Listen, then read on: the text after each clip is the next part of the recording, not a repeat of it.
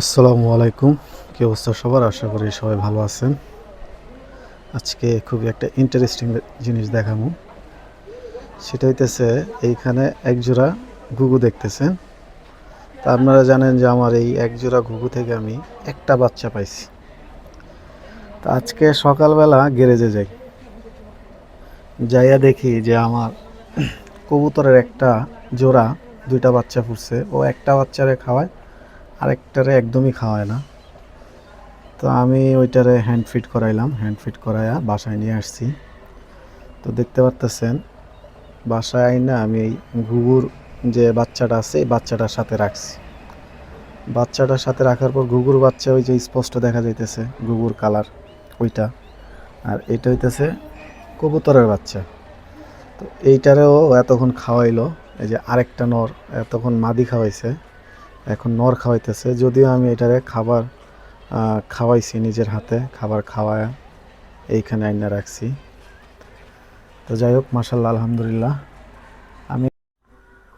আমি প্রথমে ভাবছিলাম যে ঘুঘুটা হয়তো কবুতরের বাচ্চাটাকে ঠিক ওইভাবে খাওয়াইবো না, হয়তো ঠুকরাইবো।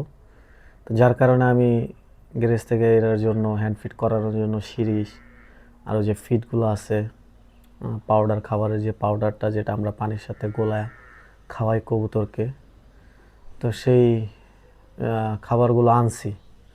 তো আনার পর আমি ট্রাই করার জন্য যে দেখি আমি ঘুঘুটা বাচ্চাটার অ্যাকসেপ্ট করে কিনা। তো দেওয়ার সাথে সাথেই মাশাল্লাহ খুব সুন্দরভাবে ঘুঘুর জোড়াটা কবুতরের বাচ্চারে এত সুন্দরভাবে খাওয়াইলো, মনে হইতেছে আমরা যখন মানুষ একটা বাচ্চা দেখি, বাচ্চা কোলে নেওয়ার জন্য, বাচ্চারে খাওয়ানোর জন্য যেরকম করি আর কি, ঠিক ওই রকম এই ঘুঘুর জোড়াটাও করলো। তো দুইটাই বাচ্চারে খাওয়াইলো। খাওয়ানোর পর আমি দেখলাম যে এই যে খাবারের যে পটটা আছে, পটে খাবার নাই। তো আমি আবার ঘুঘুগুলারে খাবার দিলাম। তো দেখতেছেন মাশাল্লাহ ওরাও খাবার খাইতেছে। তো আশা করা যায় যে বাচ্চাটারে ঠিক ওরাই এইভাবে খাবার খাওয়ায় লালন পালন করে বড় করব কবুতরের বাচ্চাটাকে। তো দেখতে পারতেছেন প্লেন যাইতেছে, প্লেনের শব্দ। তো সবাই দোয়া করবেন যাতে কবুতরের বাচ্চাটা আমি এইখান থেকে টিকাইতে পারি।